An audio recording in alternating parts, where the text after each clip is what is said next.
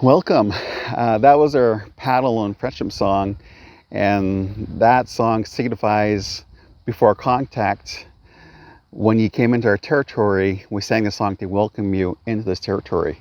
And if we traveled into neighboring territories, our people used to bang their paddle on the side of the canoe, and they sing this song. And at each territory, there's always people on lookout to look for people who are coming for war or raids. And once they heard this song, they knew we're coming for peace and friendship and not for war. And so that's the importance of this song. And you take a look behind me, our Nanoai Quetzalcoatl, our very beautiful ocean. This was once the highways of our ancestors. We used our snukweth, our skummel, our canoes and paddles to get around. And the parts of this ocean is more than that. Because our elders said, once the table is low, the table is set. That means we can go find clams. We get oysters, we get crabs, prawns, fish, anything. And that's how our people survive for thousands of years, by eating these traditional foods. I grew up on Penelkut. I grew up on butter clams, oysters, mussels, crabs, sea cucumber, fish. And my friends used to have spaghetti and I used to be jealous because they used to have hamburger. And since I moved away from the island, I now miss these traditional foods.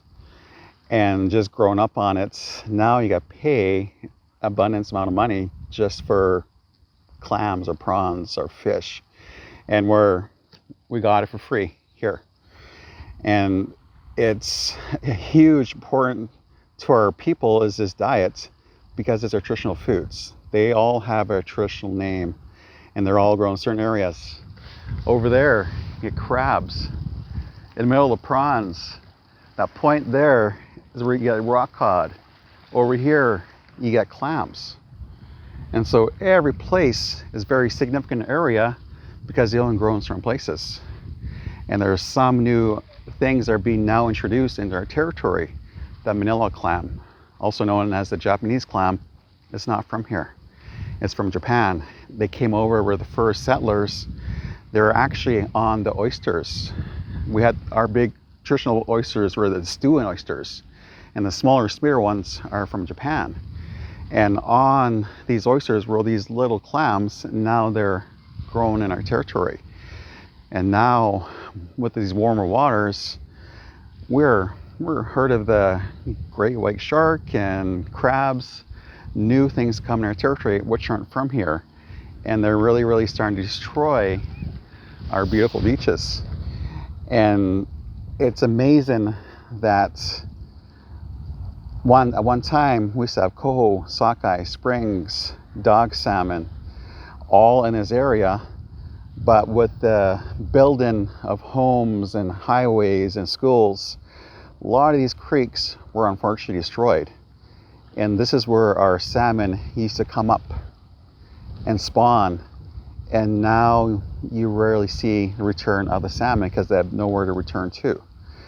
And so it's very important to our Kwalmach Mistimoch, because some believe that we come from the sockeye salmon. But that's where we originated from. And so each of these things in our territory, there are songs and dances about all these animals and the sea life, like the killer whale, the sea lions. Yeah, everything has a high value and they're very respected. We have songs, dances, memorials, even cultural practices for the sea life, and hope they return and come back. And a lot of these things are being lost amongst our younger generation, and it's important that we bring it back and keep it alive. And because you take a look around here, it's so beautiful, and it's hard to see our First Nation people coming from a time which we're strong and proud, where we lived off the land, and now it's about McDonald's, fast food. And in our communities, the rise of diabetes is unfortunate. It's 1 in 4 amongst our people, where else is 1 in 9. So I was very fortunate to grow up off the land here, and we're very healthy and active. And even the cancers, you look at Tlaiamin, Alert Bay, Panelchet, where our people live off these traditional foods. Now, unfortunately, a lot of these foods are polluted from the mills, the runoff, the sewage outfalls. And in these communities, the cancers are higher amongst First Nation people because they live off these foods on a yearly basis. And hopefully we can change that. Like even the sakhwa, the butter clam, they say, oh, if you cut off the neck there, that has all toxins, you can have the rest. But that's the best part for our people. And a lot of our crabs, our butter clams, when you open them up, they're black. And when I was a young child, all the clams used to be white. And now, unfortunately, they're starting to turn black, even the shell, which is very, very unfortunate, because just in a short time, and in my lifetime, these clams are becoming more polluted and they're starting to disappear. And so hopefully we can combine our science with the Western world science and try and save them, protect them, make sure that our great-great-grandchildren have these foods in the future.